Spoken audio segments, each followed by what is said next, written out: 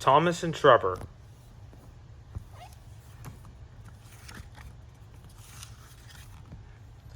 Trevor the traction engine enjoys living in the vicarage orchard on the island of Sodor.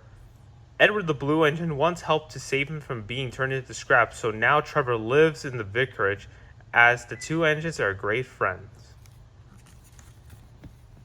Edward comes to see Trevor every day. Sometimes Trevor is sad because he doesn't have enough work to do.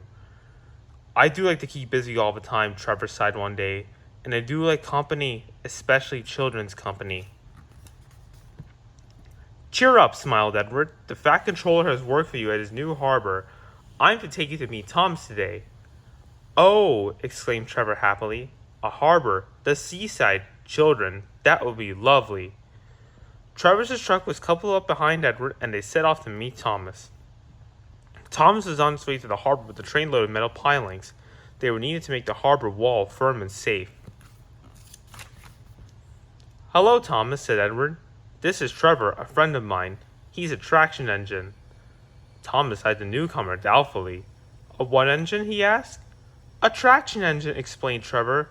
I run on the roads instead of rails. Can you take me to the harbor, please? The Fat Controller has a job for me. Yes, of course, replied Thomas, but he was still puzzled. Workmen coupled Trevor's truck to Thomas's train, and they soon were ready to start their journey.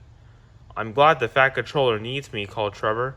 I don't have enough to do sometimes, you know, although it can work anywhere, in orchards, on farms, in scrapyards, even at harbors. But you don't run on rails, puffed Thomas. I'm a traction engine. I don't need rails to be useful, replied Trevor. You wait and see. When they reached the harbor, they found everything in confusion.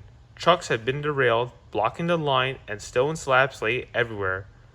We must get these pilings, Drew, said Thomas's driver. They are essential. Trevor, he said, we need you to drag them round this mess. Just the sort of job I like, replied Trevor. Now you see, Thomas, I'll soon show you what traction engines can do. Trevor was as good as his word. First, he dragged the stones, cleared with chains. Then he towed the pilings into position. Who needs rails? He muttered cheerfully to himself.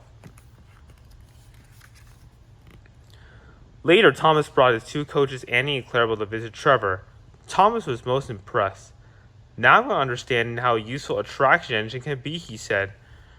Thomas's coaches were full of children, and Trevor gave them rides along the harbor. Of all the jobs he did at the harbor that day, he liked this best of all. He's very kind, said Annie. He reminds me of Thomas, added Clarabelle. Everyone was sorry when it was time for Trevor to go. Thomas pulled him to the junction. A small tear came into Trevor's eye. Thomas pretended not to see and whistled gaily to make Trevor happy. I'll come and see you if I can, Thomas promised.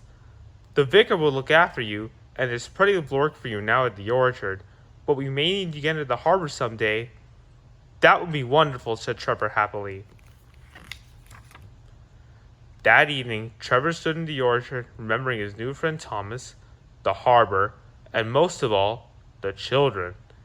Then he went happily to sleep in the shed at the bottom of the orchard. The end.